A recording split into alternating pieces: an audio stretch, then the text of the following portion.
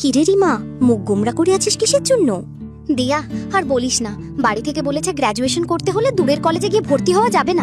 আমাদের হিলিতে তো কোনো কলেজই নেই যে ভর্তি হব। সে কি রে রিমা, তুই জানিস না আমাদের হিলিতে একটা পুরোপুরি গভর্নমেন্ট কলেজ আছে? তাই নাকি? আমি তো জানতাম বালুরঘাটে না গেলে কলেজে ভর্তি হওয়া যাবে না। হিলিতে যে গভর্নমেন্ট কলেজটা আছে তার নাম কি রে দিয়া?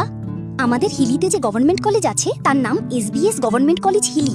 কলেজটা ঠিক কোথায় রে দিয়া? আরে হিলি বিডিও অফিসের পাশ দিয়ে হসপিটাল মোড় থেকে সোজা চলে গেলে ডান দিকে ঘুরে গেলে একটুখানি। দিয়া, তুই আমাকে বাঁচালি। কোন কোন সাবজেক্ট আছে তুই জানিস দিয়া?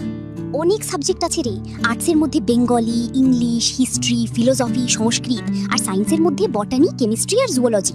তবে আমি খবর পেয়েছি আরো অনেক সাবজেক্ট খুব তাড়াতাড়ি খুলবে এই কলেজে। আচ্ছা দিয়া, হিলির এই গভর্নমেন্ট কলেজে ভর্তি হতে গেলে কি অনেক খরচ রে? না রে রিমা, যেহেতু এটা পুরো গভর্নমেন্ট কলেজ তাই এখানে পড়াশোনার খরচ খুব কম। তুই বিশ্বাস করতে পারবি না, সারা বছর আমরা মোবাইল রিচার্জ করতে যে টাকা খরচ করি তার থেকেও কম। বালুরঘাটের যে কোনো কলেজে কিন্তু অনেক অনেক বেশি খরচ, এটা মাথায় রাখিস। কি বলছিস তুই দিয়া? এর থেকে ভালো খবর আর কি হতে পারে? আরো অনেক জিনিস আছে। হিলির এই গভর্নমেন্ট কলেজে বিভিন্ন ধরনের সরকারি স্কলারশিপ আছে। যে সমস্ত স্যার ম্যাডামরা আছেন তারা প্রায় সকলেই পিএইচডি করা, পোস্ট ডক্টরেটও আছেন। সবাই খুব হেল্পফুল।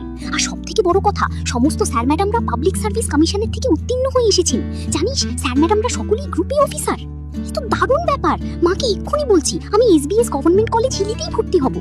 আর হ্যাঁ, মনে রাখিস, সেন্ট্রালাইজড অ্যাডমিশন পোর্টালে অ্যাপ্লাই করার সময় ফার্স্ট প্রেফারেন্স কিন্তু SBS government college Hili select করবি। ঠিক আছে রে দিয়া।